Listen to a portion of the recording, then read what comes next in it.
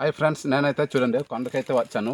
పెండ్లం అయితే తవ్వడానికైతే వచ్చాను. చూడండి, ఇదే పెండ్లం యొక్క తాడు రూపం అయితే పెండ్లం అయితే వెళ్తుంది. ఇది చెట్లు, వీడి చెట్లు లేకపోతే మామిడి చెట్లు. ఈ పెండ్లం మొక్క పక్కన ఏ చెట్టు అయితే ఉంటుంది ఆ చెట్టు అయితే పాక్కుంటూ వెళ్ళిపోద్ది. ఈ వేర్లు అయితే దాదాపుగా 4-5 వేర్లు అయితే ఉన్నాయి. ఇవి మొత్తం అయితే మేము ఇప్పుడు తవ్వుతాను. ఎంత దొరకద్దో చూపిస్తాను. ఇవి చూడండి,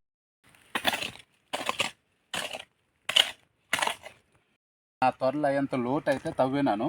ఇంకా అయితే కొద్దిగా కింద తవ్వనవసరం లేదు అనుకుంటాను. ఎందుకంటే ఇదో పెండ్లం ఇదే. ఇది నుంచి ఇలా సింపుల్గా ఇప్పుడు మట్టి ఇంత రవ్వ జారిస్తే జారిపోద్ది.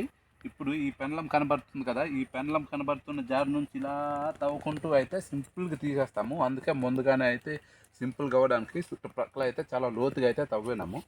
ఇప్పుడు నేను సింపుల్గా మెల్లగా తవ్వుకుంటూ వెళ్ళిపోయినా సరిపోద్ది.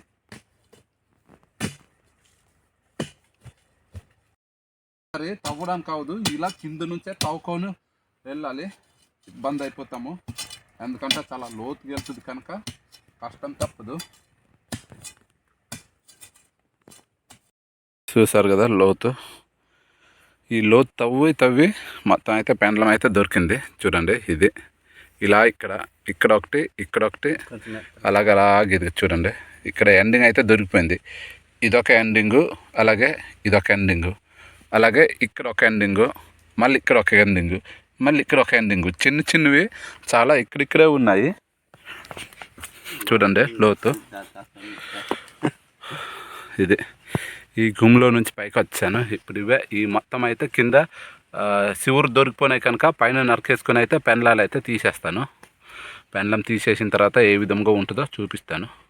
నుంచి ఇలా తీస్తాం కనుక ఇప్పుడు లాగేయడమే ఉంది.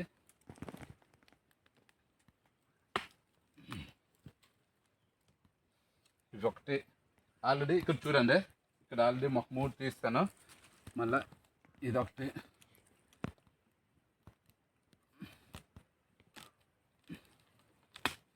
ఇదొకటి, ఇంకా లోపల ఉన్నాయి. అవి కొద్ది మట్టి అయితే తీయాలి.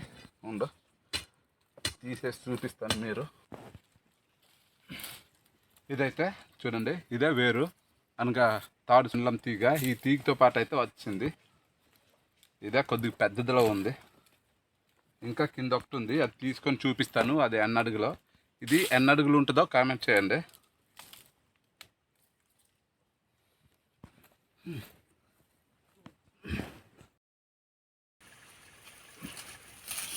చూడండి, ఇదైతే పచ్చ తీగలతో పాటు తీస్తాను.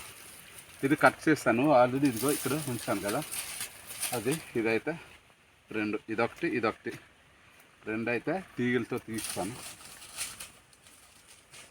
చూడండి, ఇక్కడ ఎన్న దొరికాయో దాదాపుగా అయితే ఒక 7-8 ఇలా తీస్తాను. ఇంకా ఉన్నాయి ఇక్కడ ఒక 3-4 ఉన్నాయి. ఇంకా ఎక్కువ ఉన్నాయి, తీసి చూపిస్తాను. తీయడానికి కొద్దిగా ఇబ్బంది అయిపోతుంది. అక్కడక్కడ అయితే మట్టలు తవ్వినాను. ఇక్కడ ఒక మట్టి అయిపోయింది. అలాగే ఇల్లు పెండ్ల మొక్క అయితే గట్టిగా తవ్వినాను, దెబ్బ అయిపోయింది. ఈ ముక్క నా చేతిలో ఉంది కదా, ఈ ముక్క కరెక్ట్గా కింద కొద్దిగా ఉండేది, మరి లాగినాను, ఇరిగిపోయింది. కరెక్ట్గా పెద్ద సైజు దగ్గర అయితే ముక్కిరిసేనాను. పాపం కాదు, వేస్ట్ అయిపోయినట్టు. అది చిన్న రవ్వ దొరకద్ది, అది కూర వండుకోవడానికే పనికొద్ది. తీసుకెళ్ళుకొని సేల్ చేయడానికి అవ్వదు, ఎవరైనా ఇవ్వడానికి కూడా అవ్వదు. చిన్న ముక్క అంటారు. ఇప్పుడు నేను ఇది కొద్దిగా, ఇది చూసారా, ఇలా గిట్ వచ్చింది ఒకటి, అలాగే ఇక్కడ ఒకటి, ఇదొకటి, మళ్ళీ ఇదొకటి, ఇక్కడ ఒకటి. దాదాపుగా అయితే ఈ గొయ్యిలోనే ఒక 10 అయితే దొరికిపోయింది. ఇక్కడ ఆల్రెడీ 5 ఉంది. చూడండి, ఇవి తీసినవి తీయాలి.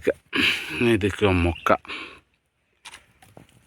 పెండ్లం తీసిన గొయ్యి అయితే చూడండి, ఇవి తీగలు చూసారు కదా. ఒక్క గుమ్మకాయకి కానీ పెండ్లాలు అయితే చూడండి ఎన్ని దొరికినాయి. తీగలు చూసారు కదా, ముందు చూపించాను.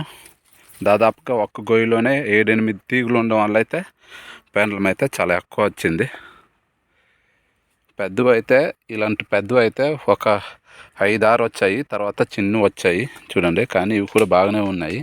ఇప్పుడు ఇవి ఇంటికి తీసుకెళ్ళుకొని ఈ వేర్లు ఉన్నాయి కదా, ఈ చిన్న వేర్లు కూడా అయితే తీసేసుకొని అయితే కూర వండుకోవడమో, లేకపోతే కొన్ని మిగతా అయితే సేల్ చేసేస్తాము. మాకు సరిపోయేంత కూరకైతే ఉంచుకుంటాము. మళ్ళీ ఒకటేంటంటే ఈ సంక్రాంతి పండుగ సీజన్ కనుకైతే ఇంట్లో వాళ్ళు చాలామంది వస్తూ ఉంటారు. అంటే బయట నుంచి అడుక్కునే వాళ్ళు చాలా ఎక్కువ మంది వస్తారు. వాళ్ళైతే ఆచారంగా అయితే మేము ఇలాంటి పెండలం అయితే ముక్కు ఇస్తూ ఉంటాము. అందుకే ఇంట్లో చాలా ఎక్కువగా అయితే ఉంచుకుంటాము. కొన్ని కాదనక ఇన్నట్టు ఉంచుకోము, కొన్ని అయితే సేల్ చేసేస్తాము, కొన్ని ఉంచుకోవడమే. ఇప్పుడు ఈ మొత్తం ఏర్లు తీసేసుకొని అయితే చూపిస్తుంటుందో మీరే చూస్తారు కదా.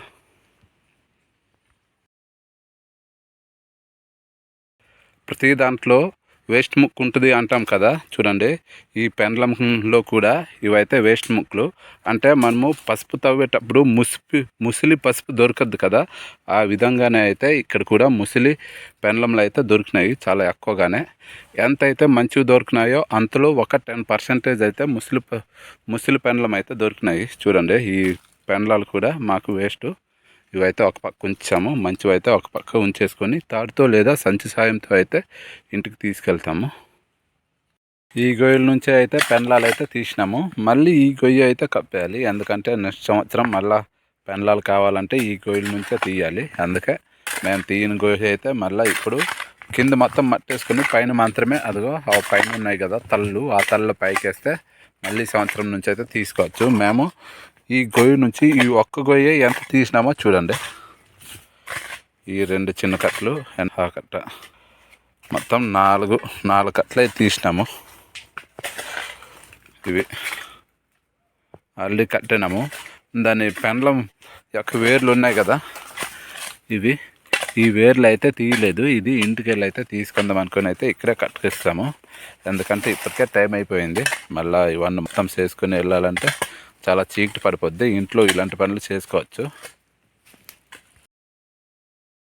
మేము తీసిన గొయ్యి అయితే వెంటనే కప్పెట్టుకొని చూడండి పైన తళ్ళు ఉంటాయి కదా, పెండలం తళ్ళు, ఇవి మొత్తం అయితే పేర్చేసుకొని మేము తీసిన మట్టితోనే అయితే కప్పెట్టాలి. కప్పెట్టేసుకొని అయితే వెళ్ళిపోతాము.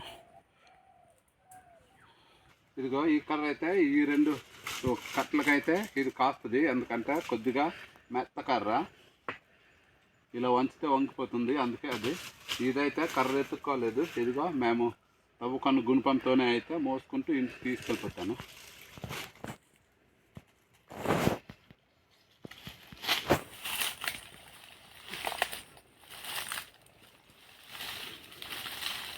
గుణపం చాలా పొట్టిగా ఉంది, అందుకే దగ్గరగా ఉంది, మోయడానికి ఇబ్బంది అనిపిస్తుంది.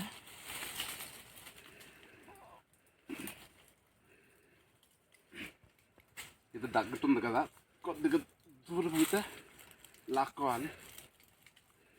ఇప్పుడైతే ఈ 2 నేను తీసుకుంటాను, ఈ 2 మా ఫ్రెండ్ తీసుకున్నాను. ఒకటి మళ్ళీ దారు నరుక్కోలేదు.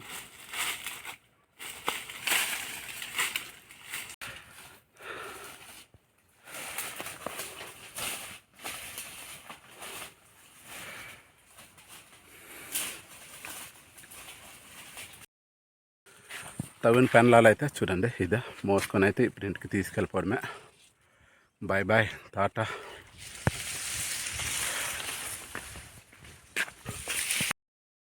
వేర్లు మొత్తం తీస్తాము చూడండి. ఈ విధంగా వేర్లు తీసేస్తే చాలా బాగుంటుంది. అందుకే మాకైతే వేర్లు మొత్తం తీసేసుకొని కట్టినాము. ఇవైతే సేల్ చేయడానికి అయితే తీసుకెళ్ళిపోతున్నాము. ఇక్కడ ఇంటికి తీసుకొచ్చుకొని ఒక నైట్ అయితే మొత్తం వేర్లు తీసాము. ఈరోజు తీసుకెళ్ళి సేల్ చేయడమే ఉంది. మాకు ముక్కలు అయితే ఉంచుకున్నాము.